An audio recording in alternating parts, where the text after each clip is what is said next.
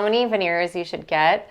That is one of my favorite questions to answer. So it depends what you're looking for. Some patients come in, they have one front tooth that maybe they fell when they were younger and it's just always bothered them. They haven't had a crown on it that looks nice and natural for them, and so they're always embarrassed how they smile. In that type of case, if you're happy with all the rest of your teeth, then I'd recommend just the one. I think the common misconception is that those patients come in and they're like, oh, I heard that I have to do both of my front teeth.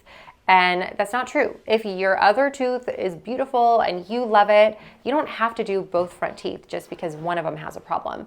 That is because it's really hard to just do one, because you have to make it match all the other teeth in your smile, and you have to make sure it reflects light the same, that all the colors and characteristics of your other front tooth are in it, because otherwise it's going to stand out like a sore thumb. It's actually probably the hardest thing in dentistry is to do that, just do one single front tooth. But when you have a lot of experience doing it and you have a really amazing team, then it makes it so much easier to actually get it done and make it look natural. I do it all the time in my office.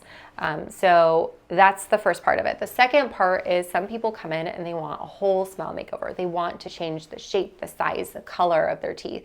They want their smile to be more broad, or they just want things that they can't do with their natural teeth. Like the whitening won't work, like it won't give the result that they want, or getting them in the right position won't give them the result that they want.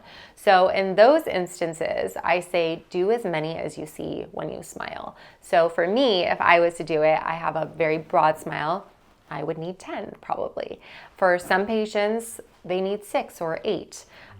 Some patients, they just have an issue with like their 4 front teeth and the rest of their teeth are just beautiful, but the 4 front teeth need just a little bit more to really blend in with the rest. So it really depends on what you need for your smile. Now, if you're doing 10 front teeth, then you have a lot of freedom as far as creativity of shape, size, color, design, and all of that, because you have a lot of space to work with and you're not working with other colors. You're basically doing all the teeth that you see. But when you do, for example, 4, you really want to blend it in to the color that your other teeth are. You also want to really make sure that you're matching the shape and the design to what's already there, just enhancing it.